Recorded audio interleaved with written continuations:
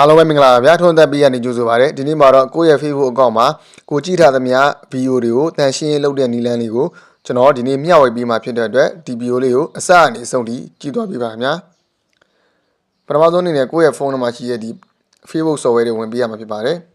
ပြီးကြရင်တော့ကိုယ့်ရဲ့ Facebook အကောင့်လေးကိုဝင်ပေးရမှာဖြစ်ပါတယ် Facebook အကောင့်လေးကိုရောက်သွားပြီဆိုရင်တော့ကိုဒီဘေးနန်းထောင်လေးနားမှာဒီအဆက်လေး30ရှိပါတယ်ဒီနေရာလေးဝင်ပေးပါများ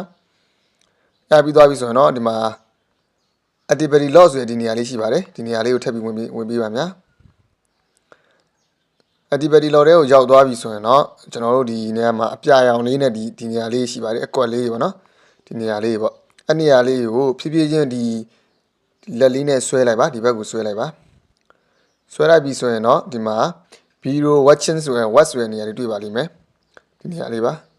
Video Watch ဆိုတဲ့နေရာလေးပါဒီဘက်ကဒီ video set ဆိုရဟာမဟုတ်ဘူးเนาะဒီ video watch ဆိုတဲ့နေရာလေးကိုဝင်ပေးရမှာဖြစ်ပါတယ်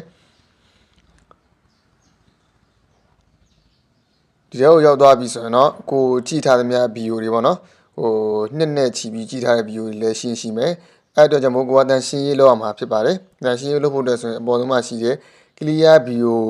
watch history ဆိုတဲ့ဒီနေရာလေးပေါ့เนาะဒီအပြောင်ဟာလေးနဲ့အဲ့အလေးကိုနှိပ်လိုက်ပါဗျာ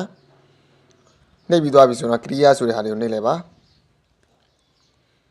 အဲ့ဆိုရင်တော့ပြီးကြရင်ဒီအပေါ်မှာ refresh လုပ်လိုက်ပါနော်ဒီမှာအပေါ်လေးကိုဆွဲချလိုက် refresh လုပ်လိုက်အဲ့ဆိုရင်တော့ကိုဒီမှာပျောက်သွားပါပြီနော်ကိုကြည့်ထားကြသမျှ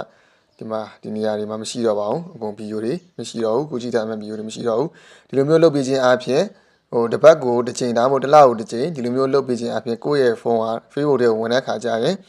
ပေါ့ပေါ့ပါလေးနဲ့ဟိုအဆင်မပြေနဲ့ဝင်ရောက်လို့ရမယ်သုံးလို့ရမယ်သုံးလို့လွယ်ကူမယ်ပေါ့နော်ဒါမှမဟုတ်ရင် Facebook ကအဝိုင်းလေနေရမျိုးတွေဖြစ်တတ်တာတွေဆက်လေးနေရဲ့ဒီ Facebook ဒီ video watching တွေကြည့်ထားတဲ့အတွက်လေးနေရတွေဖြစ်တတ်ပါတယ်အဲ့တော့ကြောင့်မို့ဒီလိုမျိုးဟာလေးကိုတစ်လားတစ်ချိန်လောက်တက်ရှင်းလုပ်ပြီးမယ်ဆိုရင်တော့အဆင်ပြေပါတယ်ခင်ဗျာ